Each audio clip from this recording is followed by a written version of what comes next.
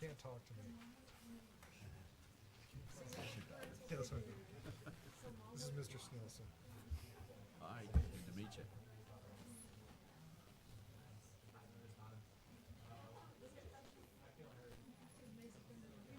It's awkward that you're talking to me. I'm up here. So. Who's not in the city council in? I know. This is the whole sophomore, junior class of Springville High. Geez, if we buy shirts for them, we gotta amend the budget. Great.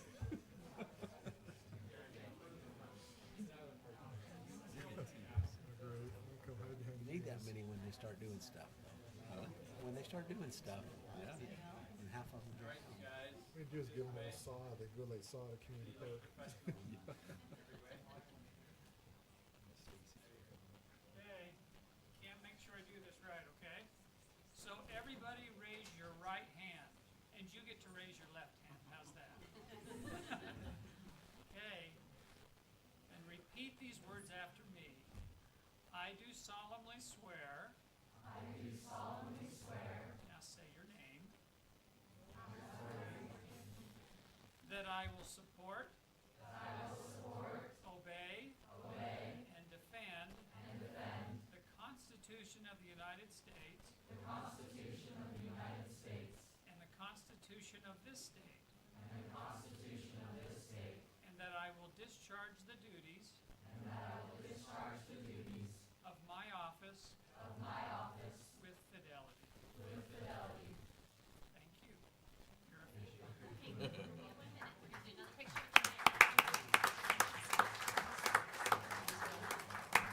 You got to shake all their hands, Mayor. We did it. Matt just called it out, right? He will. All right, 1, 2, 3.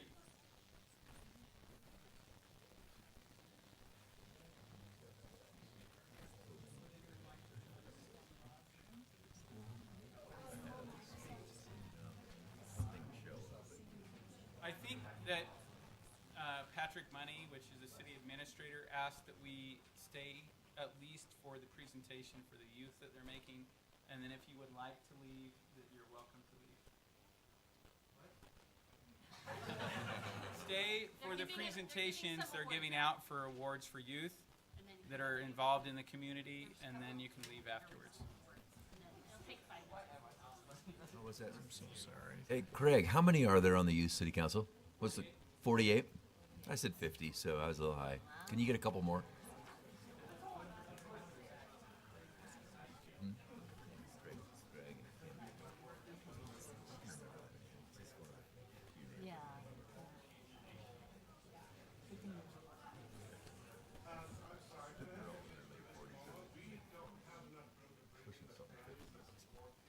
So never mind. Okay. Yeah, no, that's fine. You'll be able to hear and see it outside if you want to keep them there. So while they're leaving, can I make a motion that we approve tonight's agenda as written? Thank you. I have a motion. I'll second. Those in favor? Aye. Okay, thank you.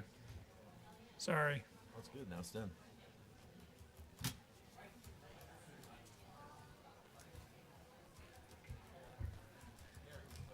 And while they're filing out, if anyone would like to make public comment, if they would see Kim and make sure they hand in a piece of paper, we would love to have your comment if you so choose to do so.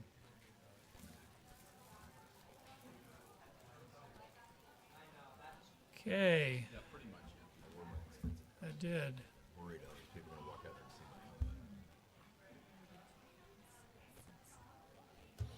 my Okay, Shannon, where is she? Been around them. Have we lost her? She's probably rounding. She's probably rounding up people. She's just right out there. I can see Okay. her. The other families need to filter in. Okay, okay, sounds good.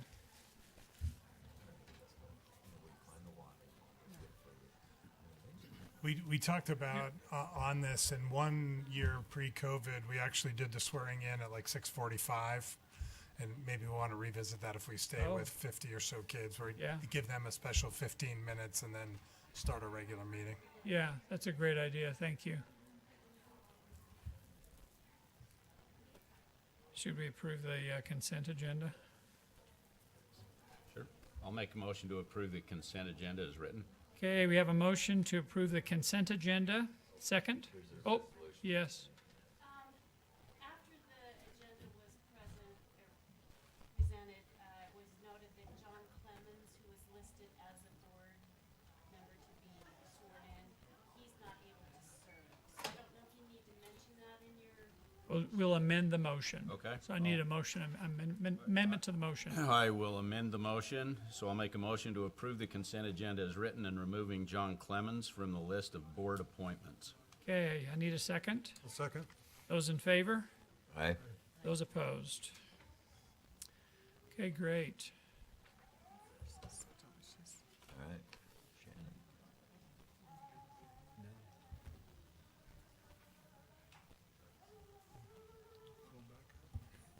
Yeah. Okay, Shannon.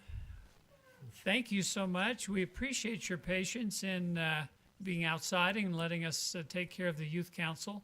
We'll now turn the time over to Shannon to handle the mayor's awards. So, Shannon.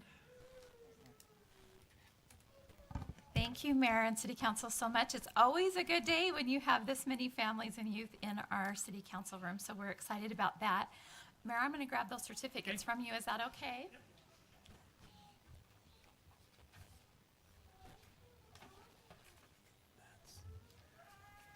And then are you wanting to present those? Perfect. Okay. Let me just get these in order here really quick. So I kind of explained the system to our award winners tonight, but the first person that we are going to award the Mayor's Youth Award to, and maybe just to give a little bit of just a really quick summary, we've just asked people in the community, administrators, teachers, to look around and just to find really extraordinary youth that are doing great things. And maybe it's done quietly in their own classrooms to help uplift other kids. Maybe it's doing service in the community. Whatever it may be that draws the attention of some of the adults in our community, we ask that they nominate them for the Mayor's Youth Award. We're so excited that Mayor Packard's able to do this today. So I'm going to give you Haley Robertson's certificate. And Haley, if you would come up here to the front, please, and we'll give her a round of applause while she does so.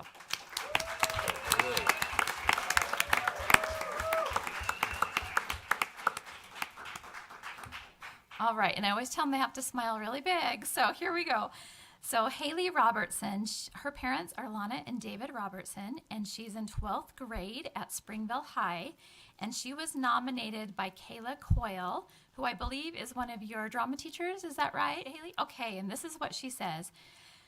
All right, Haley goes above and beyond to make each theatrical production at Springville High possible. She typically works as our costume technician, but is consistently taking on and helping in other areas, such as stage management, set construction, props, and runs the crew.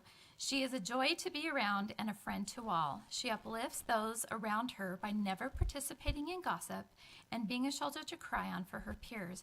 She is a firm yet tender leader. So one more round of applause for Haley.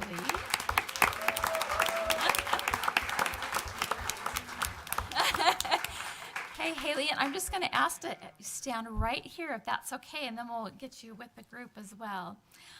Alicia Blanco is our next nominee. If she would come forward, and we'll clap as she comes forward as well.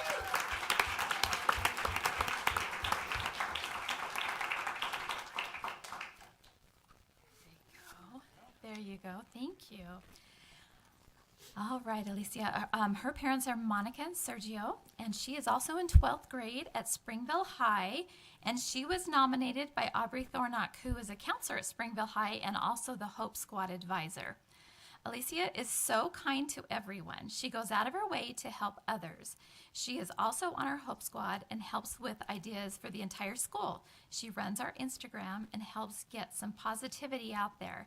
She also is a great student with great goals. She knows where she wants to go in life and is doing everything she can while in high school to help get her there. So one more round of applause for Alicia. Thank you. All right, and our next nominee is Everett Brothers.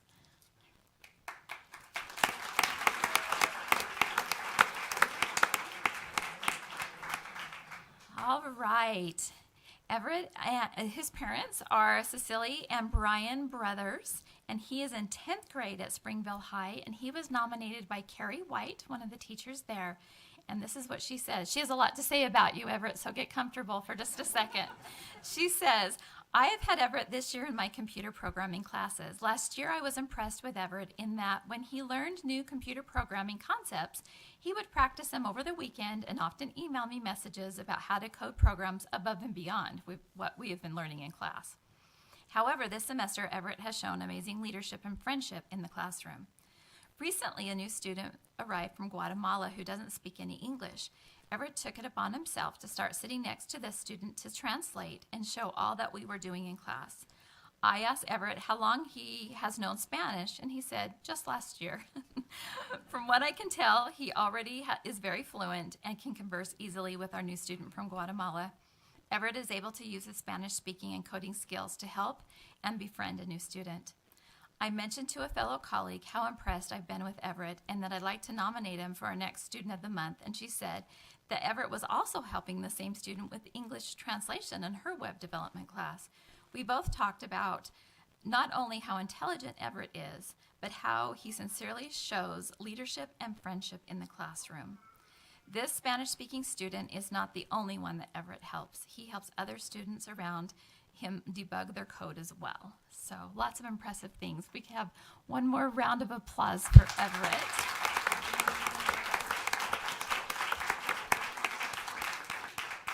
And I don't think I saw Cecilia come in. Oh, she is? Oh, yes, I did. I'm sorry. Come on up. I introduced myself to her, so I apologize. Cecilia, I apologize. We have lots of Cecilias and Celias going on tonight, so thank you. So Cecilia's parents are Anna and Apolino. Is that how you say your father's name? Alacantar. And she is at Spring Canyon Middle School, and she was nominated by Michael Ann McPhee, her 6th grade teacher. And this is what she says. So we have lots of great Spanish-speaking students, and this is another one of them. She says, in my 5th grade class, I have a student who speaks no English. He is courteous and quiet, but was not learning a whole lot. He needed a partner who could help him learn without sacrificing their own learning. A gregarious student volunteered first, but ended up chatting the whole time instead of translating, so not you. Cecilia was hesitant, not because she didn't want to help, but because she's a bit shy. I spoke with her and asked if she'd give it a try, and she agreed. She has been working as a translator for 2 months. She is helpful, kind, and patient. She encourages my non-English speaker to speak English. As she works with this other student, she is strengthening her own skills and increasing her confidence. She has helped him present to the class. I said he could do it in Spanish, but with her help, he was able to do it very slowly and very precisely in English. That milestone was also Cecilia's. She selfishly gives of herself, even though at first she was uncertain. I appreciate her so much in my class. So if we could have another big round of applause for Cecilia. All right, so we're going to get all together.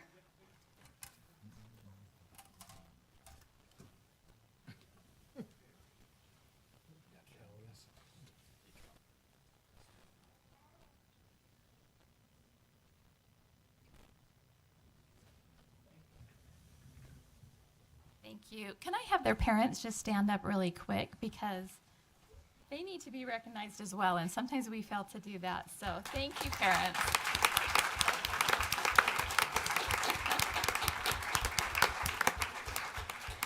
You are raising some amazing children, and I told them we will excuse them if they would like to go take pictures of their own in the lobby now, or they're welcome to stay as well. Thank you for coming. It means an awful lot, and it's pretty special. We kind of recognize the need for help with people who have a Spanish language, and we certainly love and appreciate that culture and are grateful they're here in the community. So thank you very much. All right. Wonderful. We'll move to the regular agenda. So Mr. Neal, if you'd like to come and give us a presentation on full-service contract with Brightview Landscaping. In just a minute. Do you want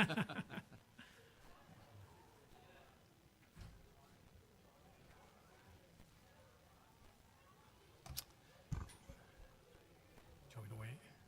What's that? Do you want me to wait or? No, you're good. Go right ahead. Well, Mayor Packard and members of the City Council, it's good to be with you. About a year ago, we came to you to discuss with you the option of going out to bid for privatization of grounds maintenance services.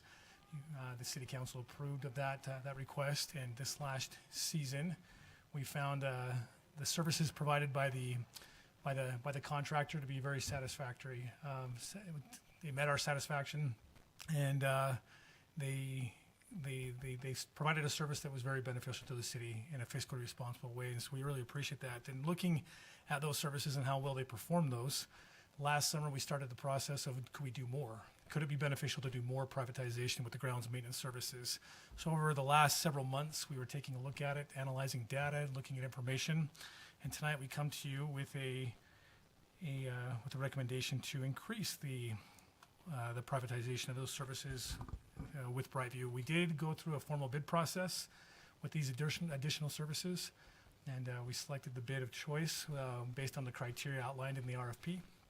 And what we bring to you tonight is the contract before was involving mowing, string trimming, and edging, and obviously some garbage cleanup along our properties. And again, as I mentioned, it met our satisfaction. They provided great services. The additional services includes irrigation work, irrigation management on the sprinkler control systems, chemical treatments, and then with fertilization and chemical treatments for your broadleaf, and then obviously our planter bed services on our city properties. And what we found is comparison to what we were doing as a city with the amount of employees we had and the operation resources we were using, that the savings for this additional contract was going to be around $63,000 to the budget. The original contract last year was already about a $50,000 savings. This time around, it'll be $63,000 roughly. So I mean, between the two, it's saving the city about $114,000 through privatization to provide the same services that we were doing with full-time staff. With our recommendation, not only does it come with some budget savings, which we feel is a very fiscally responsible way of taking care of the taxpayer dollars, which is definitely part of our responsibility. We also feel like that the contract will continue to maintain service levels and not just maintain them, but enhance them. We felt like they enhanced them last year. They'll continue to enhance them. One thing we want to make sure of is, just like we did this last year, is just like employees, there is a management side of control of the contract, making sure their employees and their services meet the scope of work outlined in the request for proposal and underneath the contract requirements. In some sense, they almost become our own employees.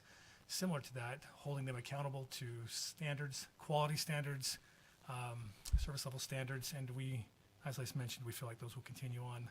And we control that through good communication. There's weekly communication with these outsourced contractors. And then there's an inspection process that usually takes place each weekly at minimum, and then obviously monthly as well, just to make sure that we can have physical evidence through written documentation that they are meeting the standards required through the contract. The privatization, one thing we found out with privatization of services is with the current labor market, making it challenging not only for seasonal labor, but even full-time staff labor. This last year with the services they provided, and we feel with this amendment to the contract and adding these additional services to the contract will continue to assist us with the troubling labor market, both in availability, quality of labor, and also with the pay. And obviously it's showing that there's a savings by going with the privatization. There's also some, with reduction of full-time staff as you noticed in your staff report, there was I provided you a chart of showing what cost would we be removing and then how much Brightview's additional cost would be compared to that, as that's where the $63,000 savings comes in. We're obviously going to have to lose some fleet. We don't have enough staff, or we don't need this. We don't have the staff, so we don't need the fleet anymore. But I believe there's some fleet needs in the city as we increase personnel within other departments, where instead of buying fleet, purchasing new fleet, we have fleet that we can just repurpose and transfer over to those other departments, and again save the city some dollars. and that should work out very well. But our recommendation to you tonight is with Brightview's contract and with the RFP we went and received, is that we move forward with their services and the savings as outlined in my recommendation in the staff report. And do you have any questions for me? What's the term? So what it works is they're 1-year terms with 4 1-year options to renew. The previous one last year was 1-year term with 4-year 1-year options to renew. I should say this one is 1-year option to renew with 1 year with 3 1-year options to renew. And the reason why we do that is it keeps them honest in the sense of, and not that they wouldn't be honest, but it keeps them honest in the sense of providing us good work at a good cost. So they have to prove themselves each year in order to gain the other year. We felt like that would be the best way in order to make sure that the quality of the services were always there. Nothing was ever guaranteed. So through an evaluation process at the end of each season, we'll take a look at how they provided those services. We'll take a look at the inspection documentation we provided throughout the year. And if they meet our criteria, we'll continue on. So again, more likely including this year, 4 more years. Is what we that commit at a to. fixed price, or is there an escalation clause? There is. It's the consumer price index each year that they look at to consider based on labor and materials.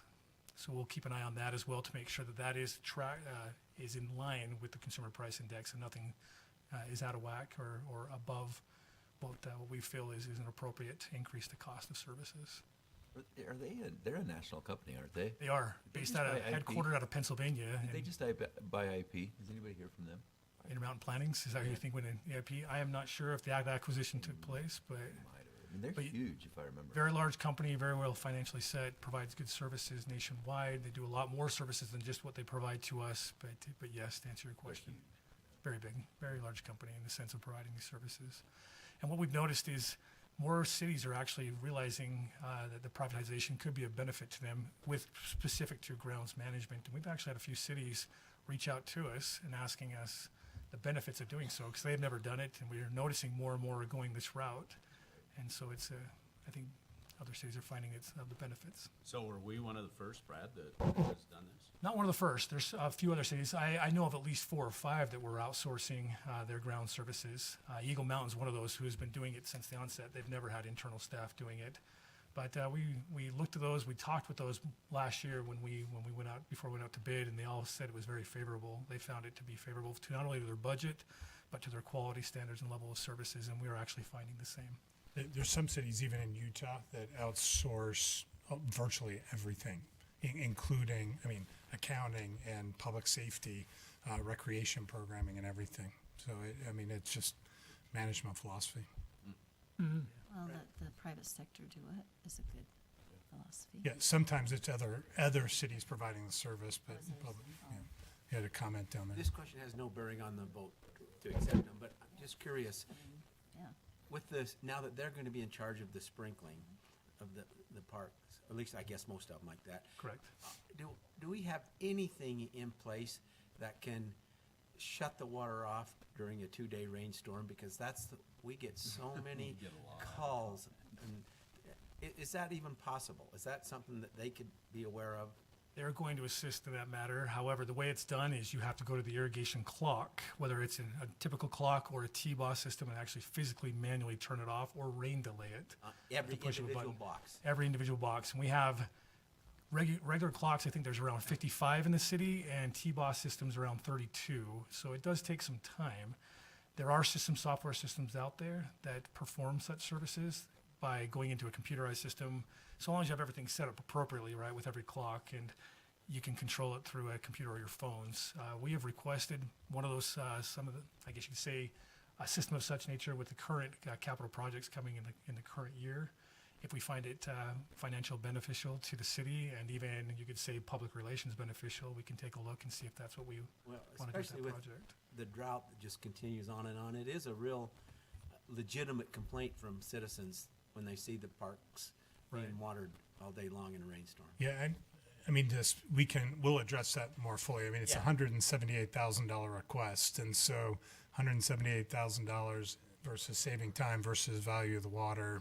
From a financial standpoint, we'll have to work our way through Yeah, all it's of them. probably not, it probably doesn't Right, it's a perception issue though, for sure. So we can't tap into Leon SCADA thing?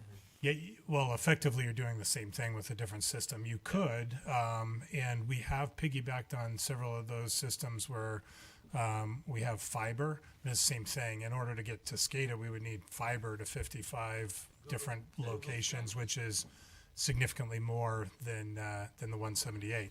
Even Google Fiber, for example, we could look at that once Google Fiber installs and ask for additional drops. But you'll recall from our previous presentations, those are about 1,500 each without the service. So you multiply that by 55. I mean, any way you look at it, you're in six-figure numbers. Yeah. Administrator Fitzgerald is correct. It's not as incumbent, and it's very expensive. We got to take a look at the return on investment if it's worth it or not. Well, I'm open for a motion to have Councilman Sorensen as a retired person to go around and turn them on and off. Second motion. Well, Wow, we we accept. have- Well, if you want I approve.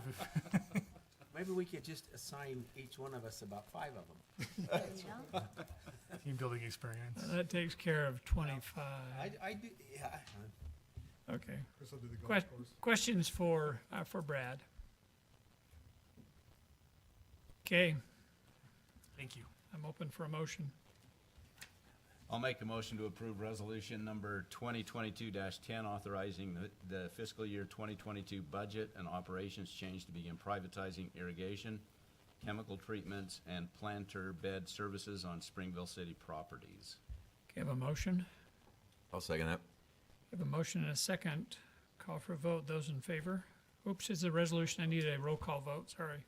Okay, we'll start with Councilman Crandall, Yes. Jensen, Yes. Jason, Yes. Mike, Yes. Chris. Yes. Thanks, sorry. Okay, thank you. Well, I'm vacillating between first name, second name, councilman. I should just So keep it do all we have closed consistent. session tonight? Any closed session need? There is a closed session item for property if you have time for that. Okay, do we have other items for discussion? Okay, I'll entertain a motion for a closed session then for property. I'll motion that we go into closed session to discuss property, and then we end this meeting. Okay, I have a directly motion. thereafter. I'll second it. Those in favor? Aye. Aye. Aye. Those opposed? Okay, That was- thank you very much. That was actually a roll call vote, right? Yeah. So closed session is a roll call vote. Was it a roll call vote? Okay, sorry. So you have a, You know what, Kim, you have it right here in front of me. I mean, can you do any more than spoon feed me? No, it's right here in front of me. I am so sorry, so. Okay, Councilman Crandall, Yes. Councilman Miller, Yes. Councilman Sorensen, Yes. Councilman Snelson, Yes. Councilman Jensen. Yes. Okay, thank you very much. Appreciate it. Okay, We leave. Mr. Penrod will talk to you. Mr. Penrod's got to be with us. He's got to come run